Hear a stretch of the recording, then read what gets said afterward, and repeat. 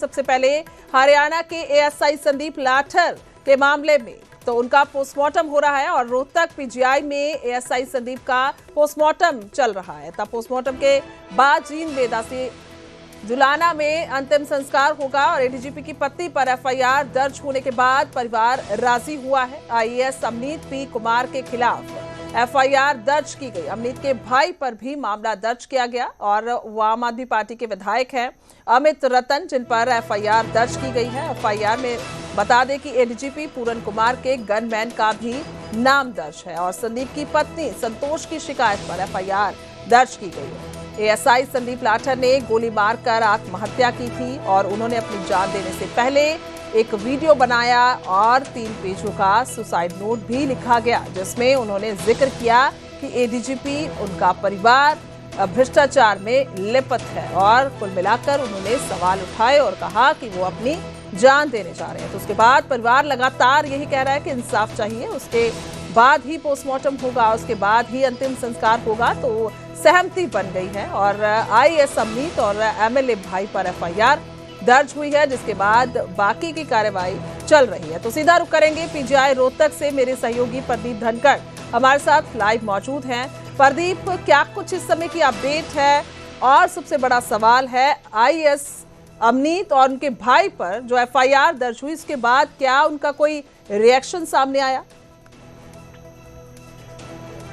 जी बिल्कुल, अभी भी एएसआई संदीप कुमार के शव का पोस्टमार्टम पीजीआई में चल रहा है। पीजीआई के बाहर ही हम मौजूद हैं। यहाँ पर उनके परिजन हैं, उनके गांव वाले हैं, उनके ननिहाल वाले कुछ लोग यहाँ पर एकत्रित हुए हैं। सभी इंतजार कर रहे हैं कि कब पोस्टमार्टम खत्म हो और संदीप के शव का जो है अंतिम संस्कार किया जा सके। जुलाना में ही आज उनके शव का अंतिम संस्कार किया जाएगा। परिजनों से हमारी बातचीत हुई है, उनके ममेरे भाई संजय से। उनका साफ तौर पर कहना है कि पुलिस और प्रशासन सही ढंग से काम कर रहा है और जो संदीप ने सुसाइड करने से पहले सुसाइड नोट लिखा था और जो वीडियो जारी की थी, उसी के आधार पर पूरी कार्रवाई की गई है, उसी के आधार पर एफआईआर दर्ज की गई है। आईएएस अमनीत कौर पर भी एफआईआर दर्ज हुई हो। इतना ही नहीं, वाई पूर्ण सिंह आईपीएस उनके साले जो विधायक हैं, उनके भी नाम एफआईआर में शामिल किए गए हैं। फिलहाल जो परिजन हैं, जब उनकी मांगे मान ली गई हैं, उनके परिवार के एक सदस्य को सरकारी नौकरी देने की बात भी कही गई है, उसी के बाद जो है पोस्टमार्टम के लिए तैयार हुए हैं। इतना ही नहीं, केंद्रीय आवासन एवं शहरी कार्य मंत्री मनोहर लाल खट्टर,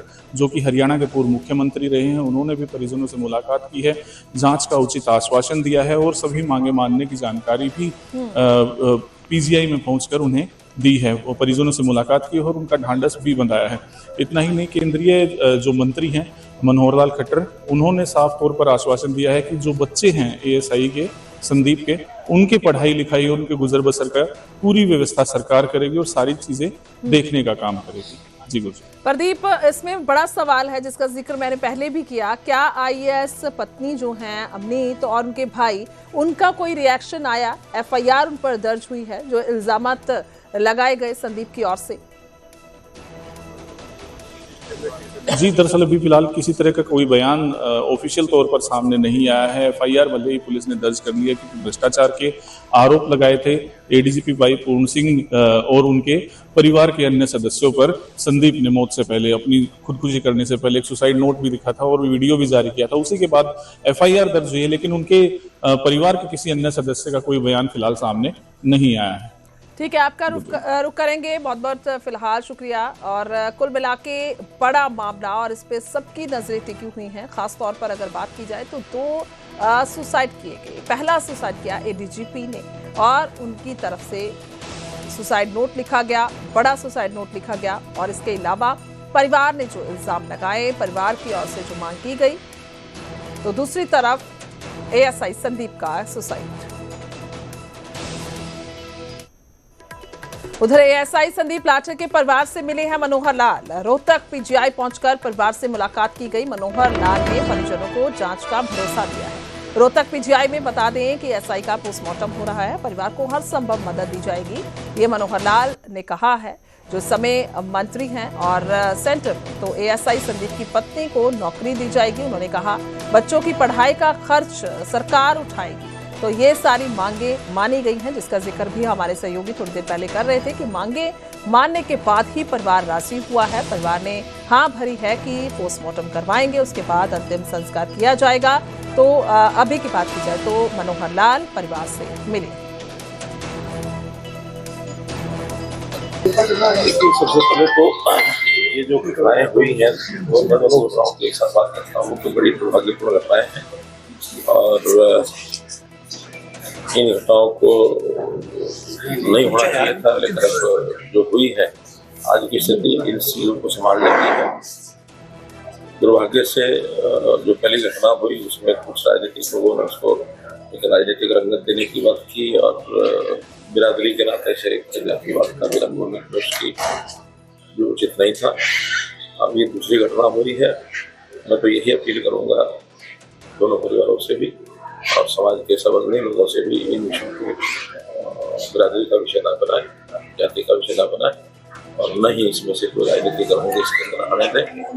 एक सामाजिक बुराई वो जरूर केंद्र बिंदु विषय है इस दोनों घटनाओं के बीच में है। अब उसके नाते से एक जो कानून की व्यवस्था है, जांच की विषय है, उस जांच के नाते से चीजें निकल करके आएंगी और न्याय की बात हम करेंगे। ये बात हमने दोनों परिवारों को कही है।